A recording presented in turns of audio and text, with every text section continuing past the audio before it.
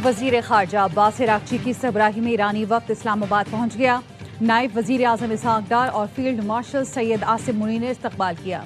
तर्जुमान ईरानी वजारत खारजा इस्माइल बकाई भी वक्त में शामिल हैं। तर्जुमान दफ्तर खारजा ने बताया ईरानी वजीर खारजा पाकिस्तान की आला क़यादत से मुलाकात करेंगे। ताज़ा तरीन इलाकाई पेशरफ अमन कोशिशों पर तबादला ख्याल किया जाएगा। अब्बास इराक्ची इस्लामाबाद के बाद मस्कत और मॉस्को भी जाएंगे। ईरानी वजीर खारजा का कहना है दौरों का मकसद शराकत दारों के साथ दो तरफा उमूर पर करीबी राब्ता रखना है। खित्ते की सूरत हाल पर मुशावरत करूंगा। हमारे पड़ोसी हमारी तरजीह हैं। इस्लामाबाद आने के ऐलान से पहले ईरानी वजीर खारजा का नायब वजीर आजम इसहाक डार और फील्ड मार्शल सैयद आसिम मुनी से टेलीफोनिक राब्ता, खित्ते की सूरत हाल, जंग बंदी और सिफारती कोशिशों पर बात की। इसहाक डार ने मसाइल के हल के लिए मुसलसल मुज़ाकरात और राब्ते की अहमियत पर जोर दिया। ईरानी वज़ीर ख़ारजा ने पाकिस्तान के तामीरी और मुस्तकिल सहूलतकारी के किरदार को सराहा।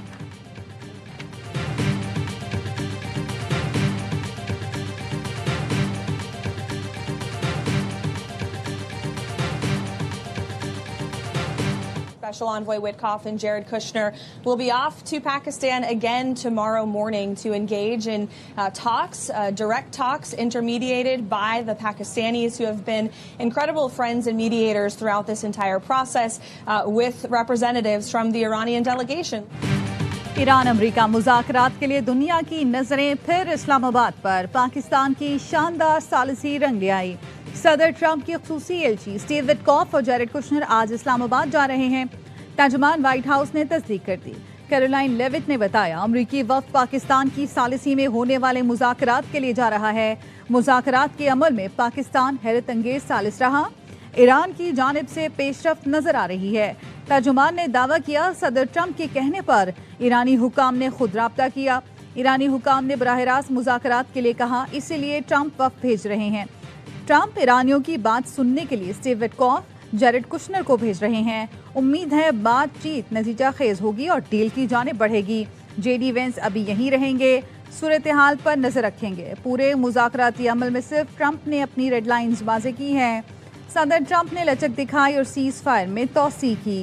अमरीकी लॉजिस्टिक और सिक्योरिटी टीम मुज़ाकराती अमल के लिए इस्लामाबाद में पहले से मौजूद है।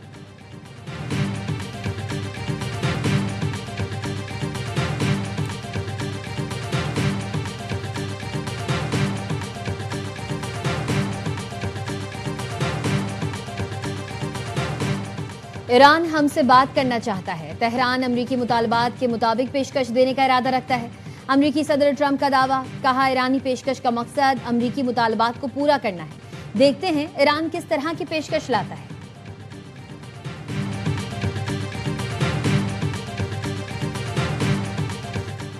कतर पाकिस्तान की क़यादत में सालिसी की कोशिशों की हिमायत जारी रखेगा। अमीर कतर तमीम बिन हमद अल सानी की अमरीकी सदर ट्रंप से गुफ्तगू, कहा कतर शराकत दारों के साथ हम आहंगी जारी रखेगा। अमरीकी सदर और अमीर कतर के दरमियान खित्ते की सूरत हाल पर तबादला ख्याल।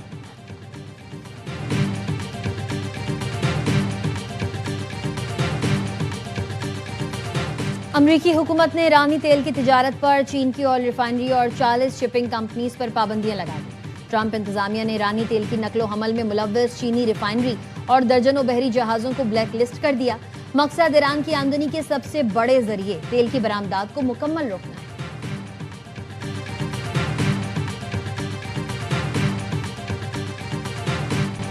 चौबीस घंटे में 5 जहाजों ने आबना हुर्मुज़ अबूर कर लिया। रॉयटर्स ने बताया शिपिंग डेटा के मुताबिक 5 जहाजों में से एक ईरानी तेल मसनूआत का टैंकर भी था। ईरान का दोस्त मुल्कों के लिए आबना हुर्मुज़ को फीस से मुस्तस्ना करार देने का ऐलान। मॉस्को में ईरानी सफीर काजिम जलाली ने रूसी खबर एजेंसी को इंटरव्यू में कहा, रूस समेत चंद मुल्कों को आबना हुर्मुज़ में फीस से इस्तिस्ना है। मुस्तकबिल में पॉलिसी में तब्दीली का इम्कान बरकरार।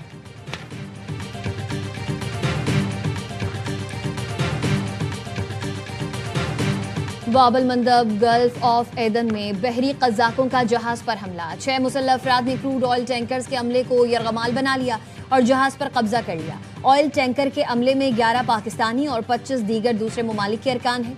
पाकिस्तान ने अमले की बाहिफाजत बाजियाबी के लिए कोशिशें तेज कर दी। वज़ीर बहरी उमूर जुनैद अनवार चौधरी की वज़ारत ख़ारजा से फौरी सिफारती राबतों की दरख्वास्त।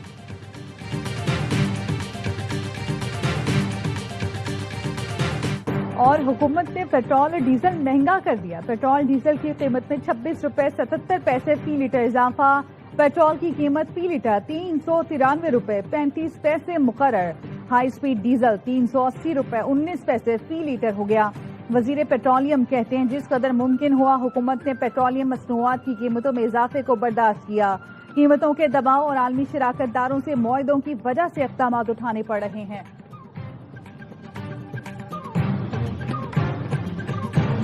जौहरी मवाद मुज़ाकरात का बुनियादी मौजू नहीं। अमरीका 20 साल से दुनिया को ईरान के नाम नहाद एटम बम से डरा रहा है। हमने कभी एटम बम बनाने का दावा नहीं किया। ईरानी वजारत खारजा के तर्जुमान इस्माइल बकाई ने मुआहदे की शर्तें बता दी। कहा तमाम महाजों पर जंग खत्म की जाए, नुकसान का मुआवजा अदा किया जाए, आबनाए हुर्मुज़ खोली जाए और ईरान पर आयद पाबंदियां खत्म की जाएं। जंग बंदी तब कबूल करेंगे जब ये कौमी तकाजों के मुताबिक हो।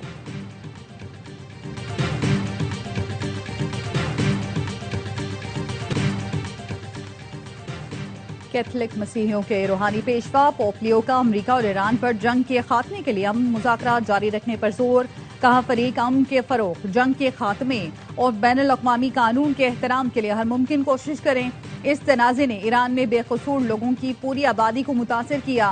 महाजरीन और पनाह गुज़ीनों के साथ गैर इंसानी सलूक पर शदीद तशवीश का इजहार किया। पोप ने बताया वो लबनान के मुसलमान बच्चे की तस्वीर अपने साथ रखते हैं।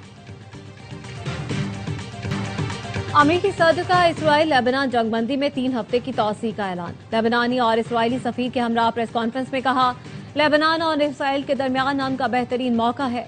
लेबनान को हिजबुल्लाह से बचाने के लिए मिलकर काम करना शुरू कर दिया।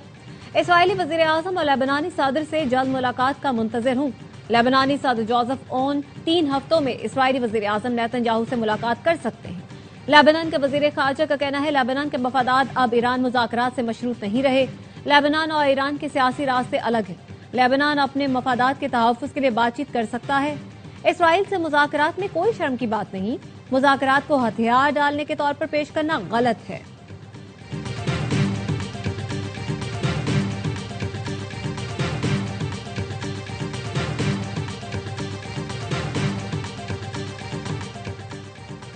इसराइली वज़ीर आज़म नेतन्याहू को कैंसर होने का इंकशाफ। वज़ीर आज़म ऑफिस के मुताबिक नेतन्याहू को प्रोस्टेट कैंसर था, लेकिन उनके कहने पर 2 माह तक मरज़ छुपाया गया। नेतन्याहू की रेडिएशन थेरेपी कराई गई। इलाज के बाद नेतन्याहू के एक्सरे और लेबॉर्ट्री टेस्ट ठीक आए हैं। अमरीका में 4 साल में 11 मारूफ साइंसदानों की पुरस्कार मौत और गुमशुदगी ने सवालात उठा दी। तहकीकात का मुतालबा करने वाले डेविड लॉक ने भी कोलोराडो में मुर्दा पाए गए। मरने वाले या गुमशुदा तमाम साइंसदान अमरीकी हसास दिफाई और खलाई मंसूबों से वाबस्ता थे। कैंसर रिसर्च साइंसदान जेसन थॉमस की लाश चंद रोज कबल झील से मिली। लॉस लैब से वाबस्ता 2 साइंसदान भी पुरस्कार तौर पर गायब हैं।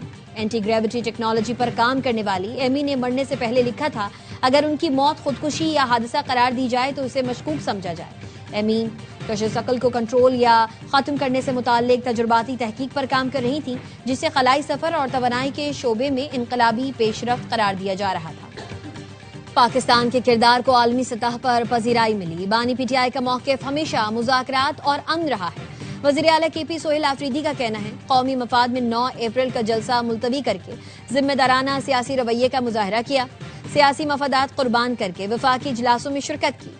वफाक की जानिब से इम्तियाजी सलूक जारी है। मौजूदा हुक्मरान अना की तस्कीन और ज़ाती मफादात के लिए कौमी मफाद नजरअंदाज कर रहे हैं। इम्तियाजी सलूक जारी रहा तो वफाक के साथ मसलहत खत्म करके बायकॉट करेंगे।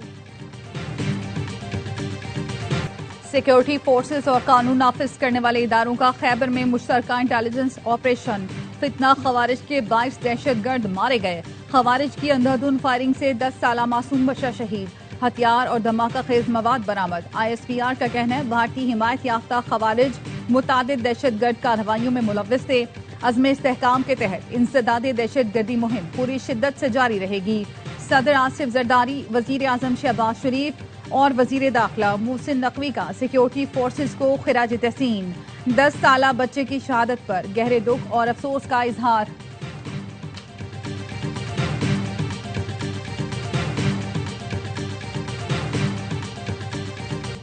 16 अप्रैल 2025 को फील्ड मार्शल सैयद आसिम मुनीर के ओवरसीज पाकिस्तानियों से तारीखी खिताब की गूंज ने आज भी दुश्मन पर हैबत तारी कर रखी है।